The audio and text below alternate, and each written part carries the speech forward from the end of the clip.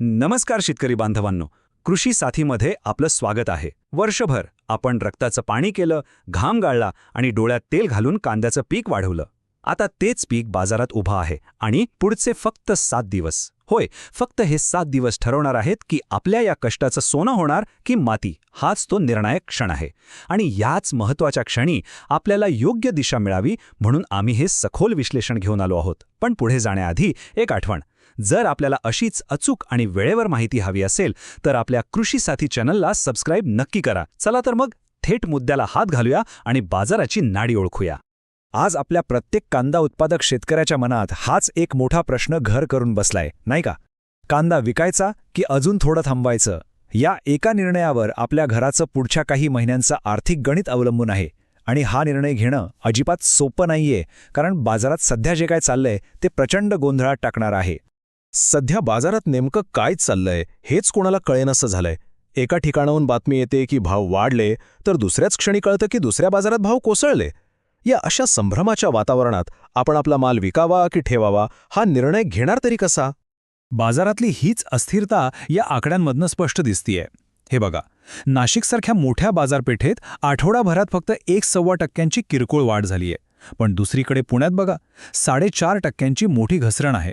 आणि सगळ्यात मोठं आश्चर्य म्हणजे सातारा, तिथे तर चक्क 18% भावानं उसळी घेतलीये.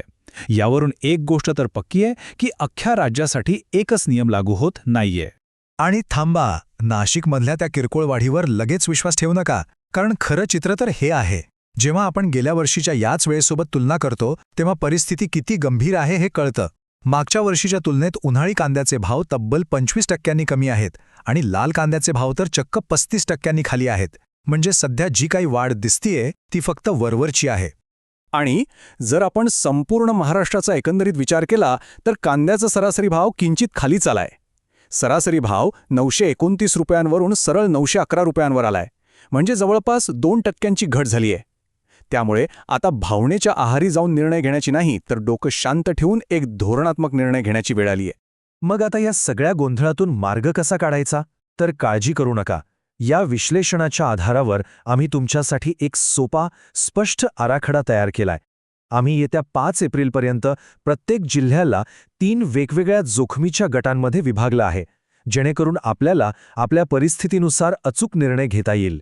पहिला गट आहे जास्त जोखमीचे जिल्हे. आता याचा अर्थ काय? एकदम सोप्या भाषेत सांगायचं तर इथे बाजारात कांद्याची आवक प्रचंड आहे, पण खरेदी करणारे कमी आहेत. याचा सरळ अर्थ हा आहे की इथे भाव कोणत्याही क्षणी कोसळण्याचा धोका सगळ्यात जास्त आहे. म्हणून या भागातील शेतकऱ्यांनी खूपच सावध राहायला हवं. मग या गटात कोणकोणते जिल्हे येतात? तर यात आहेत धाराशिव, नागपूर, सोलापूर आणि जळगाव. यांच्यासोबत बुलढाणाचाही काही भाग येतो. जर आपण या जिल्ह्यांपैकी कुठल्याही जिल्ह्यातून असाल तर पुढची कृती योजना तुमच्यासाठी सगळ्यात महत्त्वाची आहे. जरा लक्ष देऊ नका. या जिल्ह्यांमधील शेतकऱ्यांसाठी ही 3 कलमी योजना आहे. पहिलं काम, आजच्या आज ताबडतोब कांद्याची प्रतवारी करा. चांगला, मध्यम, हलका सगळा माल वेगळा काढा. दुसरं, जो मध्यम आणि हलक्या प्रतीचा माल आहे ना, तो अजिबात ठेवू नका, लगेच विकून टाका. आणि तिसरं, फक्त आणि फक्त सर्वोत्तम क्वालिटीचा उन्हाळी कांदा, आणि तोही जर आपल्याकडे चांगली शास्त्रीय साठवणुकीची सोय असेल तरच ठेवण्याचा विचार करा. आता आपण वळूया मध्यम जोखमीच्या जिल्ह्यांकडे. इथे परिस्थिती थोडी वेगळी आहे. बाजार संतुलित आहे, म्हणजे आवक आणि मागणी यात ताळमेळ आहे, त्यामुळे भाव तसे स्थिर आहेत. पण इथे सगळा खेळ कांद्याच्या क्वालिटीवर अवलंबून आहे. संधी नक्कीच आहे, पण भाव अचानक खाली येण्याचा धोकाही तितकाच आहे. आणि यात आपल्या महाराष्ट्रातले सगळे प्रमुख कांदा उत्पादक जिल्हे येतात: नाशिक, पुणे, अहमदनगर, धुळे, सांगली आणि कोल्हापूर. साहजिकच या जिल्ह्यांमधील शेतकऱ्यांसाठी एक वेगळी रणनीती आखावी लागेल. आणि याच जिल्ह्यांमध्ये क्वालिटीचा फरक किती मोठा आहे हे बघा. जिथे 1 नंबरच्या निर्यातक्षम कांद्याला 12 ते 14 रुपये किलोचा भाव मिळतोय, त्याच बाजारात त्याच दिवशी साधारण प्रतीचा कांदा 8 ते 9 रुपयांच्या पुढे जायला तयार नाहीये. यावरून प्रतवारी करणं किती महत्त्वाचं आहे हे आपल्या लक्षात येईल. तर मग या जिल्ह्यांमधील शेतकऱ्यांनी काय करायला हवं? तर एक संतुलित धोरण वापरायला हवं.